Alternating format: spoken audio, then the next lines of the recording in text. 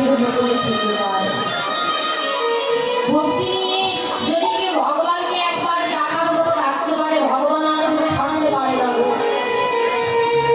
এই জাগতিক জগতে আমরা প্রতিবাদ থেকে আমরা বলি হতো জীব, আমরা প্রতিবাদ থেকে তিনটি জ্বালার মধ্যে জড়িয়ে পড়ে বলি বাবা। তিনটি জ্বালা কি? আদি দৈনিক, আদি ভৌতিক এবং আদি আধ্যাত্মিক। এই তিনটি জ্বালার মধ্যে সর্বক্ষণ আমরা প্রতিবাদ থেকে জ্বলছি। তবে কি জানেন, আমার ভগবানকে যারা ভালোবাসে, যারা ভগবানকে দেহমনপ্রাণ জীবন যৌবন সকল কিছু সঁপে দিয়েছে, তাদের একমাত্রই জাগতিক জগতে যে ত্রিতাব জ্বালা করতে থাকে, এই ত্রিতাব জ্বালা তাদের আর কোনো থাকে না। যারা ভগবানকে ভালোবাসার মতো ভালোবাসতে পারে বাবা, ভগবানকে যদি কেউ ভালোবাসে, দেখবেন বাবা তার প্রতিপদ থেকে তার সর্বক্ষণই হলো দুঃখ কষ্ট জ্বালা যন্ত্রণা থাকে। কেন? ভগবান আমার ভক্তদেরকে পোড়াতে ভালোবাসে। বাবা দেখবেন, সোনা পোড়াবেন, সোনাকে যতই আগুনে পোড়াবেন, সোনা কিন্তু বাবা ততই খাঁটি হয়ে যাবে। কাগজ পোড়াবেন, ছাই হবে। ধুতে পোড়াবেন, ছাই হবে। কাঠ পোড়াবেন, সেগুলো কিন্তু ছাই হবে বাবা। কিন্তু সোনাকে যতই পোড়াবেন, সোনা কিন্তু ততই খাঁটি হয়ে যাবে। ভগবান ভক্তদেরকে দুঃখের অনলে পোড়াতে খুব ভালোবাসে। কেন? না এই দুঃখের অনলে পোড়াতে পোড়াতে যদি সে ভক্ত যদি ভগবানকে সত্যিকারের ভালোবেসে থাকে, তাহলে বাবা সে যতই দুঃখ যতই জ্বালা যন্ত্রণা পাক না কেন, ভগবানকে কখনো ভুলবে না। আর ভগবান পোড়াতে পোড়াতে খাঁটি করে ফেলে। এই জন্য ভগবান প্রতিপত্তির মাথায় দুঃখের বোঝা চাপিয়ে দেয়। ওই গৌর রূপে নয়ন দিয়ে বাবা গৌর হরিকে ভালোবেসে কত রাজা থাকেন রাজত্ব, কত জমিদারের থাকেনি জমিদারিত্ব, কত গণের থাকেনি, কত পণ্ডিতের থাকেনি পণ্ডিতের অভিমান। যারা আমার ভগবানকে ভালোবেসেছে, তারা তো প্রতিপদ থেকে বাবা চির জনমের মতো তাদের সংসারকে পরিত্যাগ করে, তাদের অর্থ সম্পত্তি ধন দৌলত সকল কিছু পরিত্যাগ করে তারা চির জনমের মতো ভগবানের গৌর হরি ভগবানকে ভালোবেসে কত রাজা কত জমিদার তাদের সকল কিছু পরিত্যাগ করে, মায়াময় সংসারকে পরিত্যাগ করে, সকল রাজ রাজ ঐশ্বর্য সকল কিছু পরিত্যাগ করে চির জনমের মতো গৌর রাজ তোমার আমি হলাম বলে সে চির জনমের মতো পথের কাঙাল হয়ে গেছে। তার বাস্তব প্রমাণ বাবা, তার প্রমাণ হচ্ছে এই যে রূপ গোস্বামী, 6 গোস্বামীর মধ্যে এক গোস্বামী রূপ গোস্বামী। সেই রূপ গোস্বামী তার কি ছিল না বাবা? তৎকালীন দিনে আমাদের এই বাংলাদেশ, এই দেশটা আলাদা একটা কোনো দেশ ছিল না। এই ভারতবর্ষ আর এই ভারতবর্ষে সেই বাংলাদেশের মধ্যে তৎকালীন দিনে বাবা সেই রূপ গোস্বামী ছিল অর্থমন্ত্রী। কি ছিল না তার? ধন ঐশ্বর্য টাকা পয়সা মণি মুক্তা তার কোনো কিছুর অভাব ছিল না বাবা। একটা অর্থমন্ত্রী অর্থের কোনো অভাব থাকে? কখনো থাকে না। সেই রূপ গোস্বামী গৌর রূপে নয়ন দিয়ে গৌর হরিকে ভালোবেসেছিল, জনমের মতো পথের কাঙাল হয়ে গেল বাবা। শাস্ত্রে বলেছে না, কৃষ্ণ কৃপা জগৎময় কিন্তু সাধুগুরু বৈষ্ণবের কৃপা, গুরু কৃপা কেবলমাত্র কোনো ভাগ্যবান এবং ভাগ্যবতী জীবের হয়। সাধুগুরু বৈষ্ণবের কৃপা লাভ হয়ে গেল না, আর সে সাধুগুরু বৈষ্ণবের কৃপা লাভ হওয়ার পর একদিন তার গৌর হরির সঙ্গে সঙ্গ হলো, গৌর হরির সঙ্গে তার দেখা হলো। দেখা হওয়ার পর সেই রূপ গোস্বামী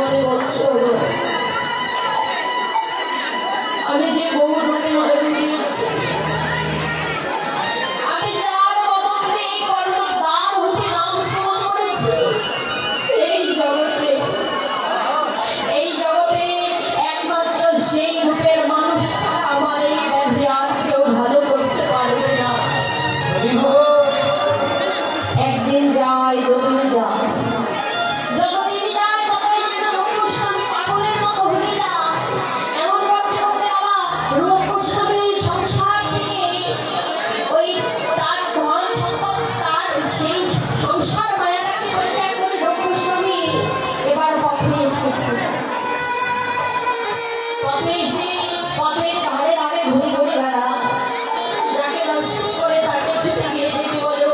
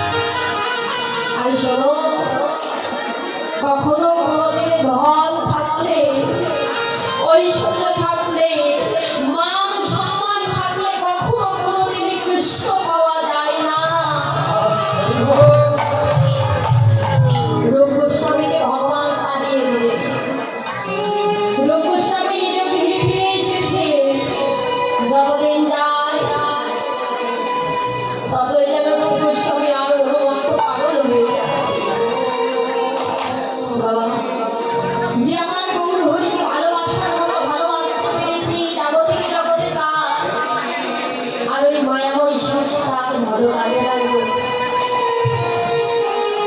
রূপ গোস্বামী মনে মনে ভাবছি ওগো, যে ভগবান বলেছিল আমার যে অর্থ থাকলে মান সম্মান খ্যাতি থাকলে কখনো কোনোদিন তার চরণ পাওয়া যায় না, তাহলে সেই অর্থ সেই সম্পদ, যে অর্থ সম্পদ থাকলে কৃষ্ণ পাওয়া যায় না, গৌর পাওয়া যায় না, তাহলে এই জগতে আমার আর সেই অর্থ সম্পদের প্রয়োজন নেই। এই বলে রূপ গোস্বামী কি করলেন, অর্থ মন্ত্রিত্বের পদ পরিত্যাগ করলেন, সংসার কাজ পরিত্যাগ করে রূপ গোস্বামী আমার প্রভুর কাছে ছুটে চলেছে। প্রভু এইবারে দেখো প্রভু, আমি এবার আমার সর্বস্ব কিছু পরিত্যাগ করে এসেছি। এইবার দাও না আমার ওই পার্শ্বগণের মধ্যে আমাকে একটু দাও না প্রভু। রূপ কে বলেছে তুমি সর্বস্ব কিছু পরিত্যাগ করে এসেছো? প্রভু আমি তোমার জন্য আমার ওই অর্থমন্ত্রিত্বের পদ পরিত্যাগ করেছি, আমার সংসার পরিত্যাগ করেছি, আমি তোমার কাছে চলে এসেছি প্রভু, আর তুমি এখনো বলছো আমি সব কিছু পরিত্যাগ করতে পারিনি। রূপ আচ্ছা তুমি এত কিছুর মায়া পরিত্যাগ করতে পারলে, কিন্তু তোমার কাঁধের দিকে তাকিয়ে দেখো, তোমার কাঁধে যে একটা সম্মানীয় দামি যে শাল, এত কিছু পরিত্যাগ করতে পারলে কিন্তু সামান্য শালের মায়াটা পরিত্যাগ করতে পারলে না। রূপ তুমি আমার সম্মান থেকে চলে যাও, তুমি আর আমার কাছে এসো না। আবার রূপ গোস্বামীকে দাঁড়িয়ে দিলেন। এবার রূপ গোস্বামী ওই নদী আর পথে পথে ঘুরে বেড়াচ্ছে। নদী আর পথে পথে ঘুরতে ঘুরতে হঠাৎ করে বাবা অদূরে দেখছে যে একটি ভিখারি শীতের মধ্যে থরথর করে কাঁপছে। রূপ গোস্বামী আর বিলম্ব না করে ছুটে গিয়ে সেই ভিখারির চরণে আছাড় ধরেছে। ভিখারিকে ডেকে বলছি, কে গো? কোয়ার এই গলায় তুমি আমার চরণের কাছে এসে পড়েছো, কি হয়েছে তোমার, আর তুমি আমার কাছে কি চাও? রূপ গোস্বামী মনে মনে ভাবছে আমি আমার পরিচয় দিলে আমাকে চিনতে পেরে যাবে, আমি আমার পরিচয়টা দেব না। ভিখারিকে ডেকে বলছি, ওগো আমি এই নবদ্বীপের মধ্যে ভিক্ষা করে বেড়াই, আমি অতি দরিদ্র অতি কান্না, আমি তোমার কাছে একটি বস্তু চাইবার জন্য এসেছি, তুমি আমায় দেবে? ভিখারিনী রূপ গোস্বামীকে ডেকে বলছি, কি আমি হলাম অতি দরিদ্র একটি ভিখারি, এই নদিয়ার পথে পথে আমি ভিক্ষা করে খাই, আর ভিখারির কাছে তুমি এসেছো ভিক্ষা চাইতে, আমি তোমার কিছু দিতে পারবো না, আমার কাছে তোমাকে দেওয়ার মতো কিছু নেই, যাও যাও ভিখারি ফিরিয়ে দাও তুমি। রূপ গোস্বামী তখন ডেকে বলছে, গো আমি যে বস্তুটা তোমার কাছে চাই সেই বস্তুটা তোমার কাছে আছে, শোনো তুমি যদি আমাকে সেই বস্তু দাও এর বিনিময়ে আমিও তোমার কিছু দেবো। বলে কি দেবে? না শোনো, তুমি যদি তোমার কাঁধের ওই ছেঁড়া আস্তা ঝোলাটা আমার কাঁধে তুলে দাও, এর বিনিময়ে তুমি আমার কাঁধে যে সম্মানীয় দামি যে শালটা দেখছো এই শালটা আমি তোমার দিয়ে দেবো। বাবা দেখবে আগেকার দিনে যারা রাজা ছিল, যারা জমিদার ছিল, যারা সম্মানীয় ব্যক্তি ছিল, তাদের কাঁধে একটি উত্তরী কিংবা দামি শাল ছিল। ভিখারিটি মনে মনে ভাবছি কি পাগল নাকি বাবা, এত দামি একটা শালের বিনিময়ে কেউ কি কখনো ছেঁড়া আস্তা ঝোলাটা চাইবে? আমরা কি বলে চাইবো বাবা? না, আমরা যদি কারো কাছে কিছু চাইতে চাই তাহলে আমরা আগে বেশি দামি যে বস্তুটা সেই বস্তুটাই চেয়ে থাকি। রূপ গোস্বামীর কথা শুনে ভিখারি মনে মনে ভাবছে এ হয়তো বা পাগল, এর মাথার সমস্যা আছে, তবে সেটা জেনে আমার কি লাভ? আমি যদি এই ছেঁড়া আস্তা ঝোলাটা তাকে দিয়ে দিই, তার বিনিময়ে যদি আমি একটা দামি শাল পাই, তাহলে আমাকে আর এই শীতের মধ্যে এত কষ্ট করতে হবে না। এই বলে ভিখারি কি করলেন, তার কাঁধে এই ছেঁড়া আস্তা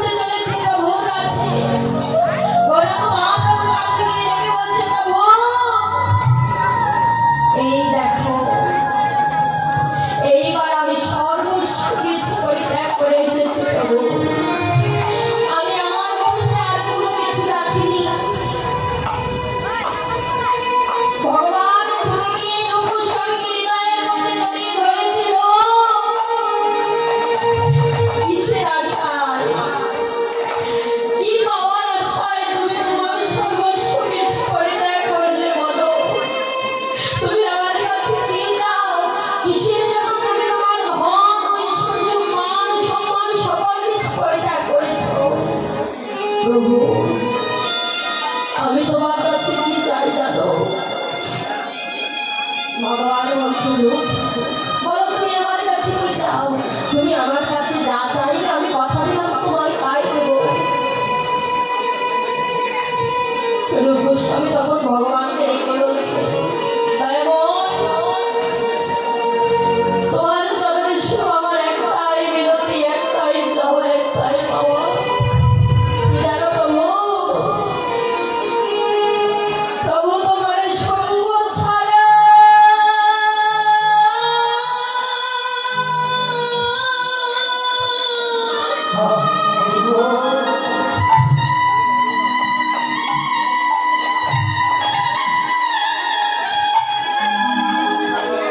তুমি আমায় করো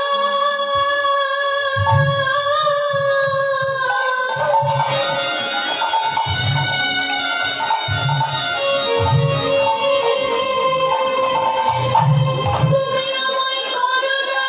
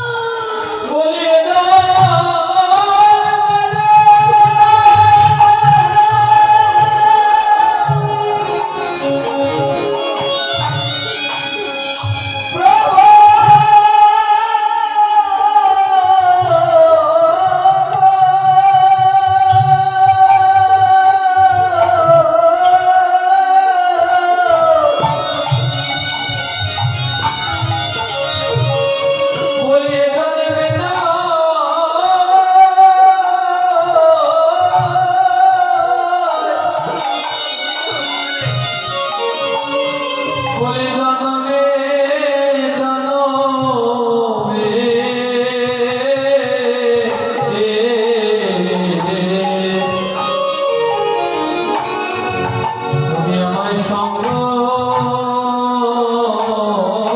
ছাড়া আমায় করো না গো,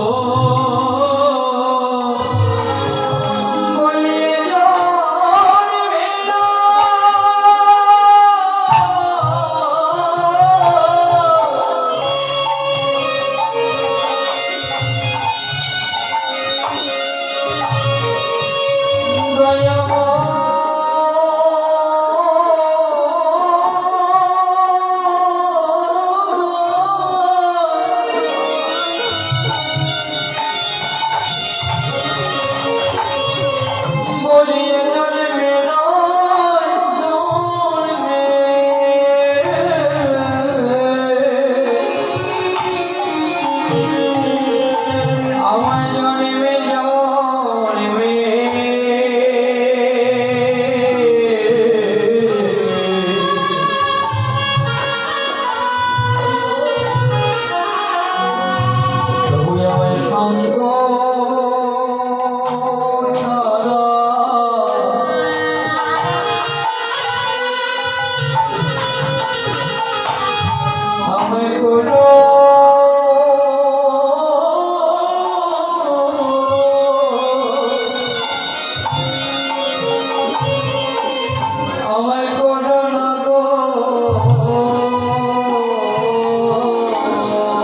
প্রভু তুমি আমায়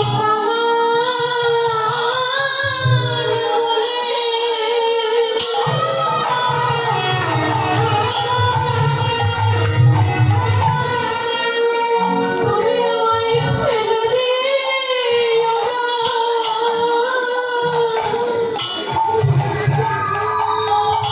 প্রভু তোমার সঙ্গ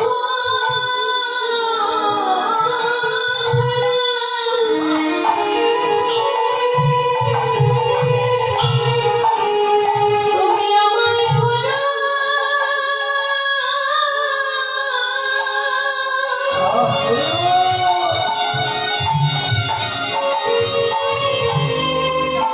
তুমি আমায়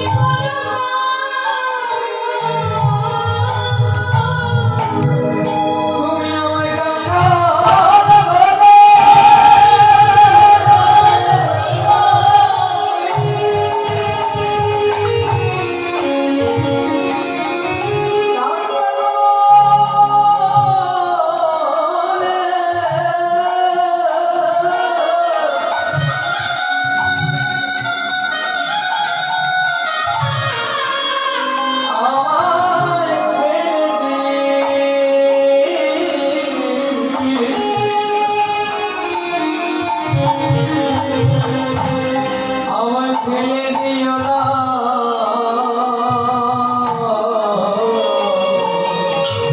শুধুই জানবে না, জানবে বলে বলে ফেলে দিও না। শুধুই জানবে জনমে জনমে সকাল বলে ফেলে দিও না। জনমে জনমে সকাল বলে ফেলে দিও না। জনমে জনমে সকাল বলে ফেলে দিও না। জনমে জনমে সকাল বলে ফেলে দিও না।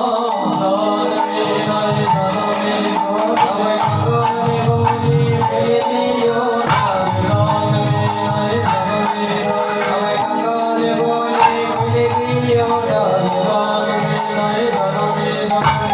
সকাল বলে ফেলে দিও না। জনমে জনমে সকাল বলে ফেলে দিও না। জনমে জনমে সকাল বলে ফেলে দিও না। জনমে জনমে সকাল বলে ফেলে দিও না।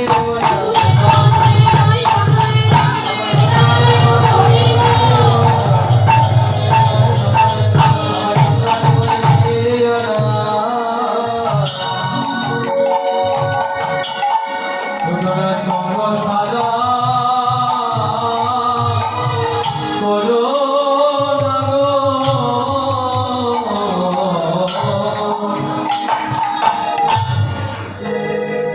গৌর হইব সেই রূপ গোস্বামী গৌর বলেছে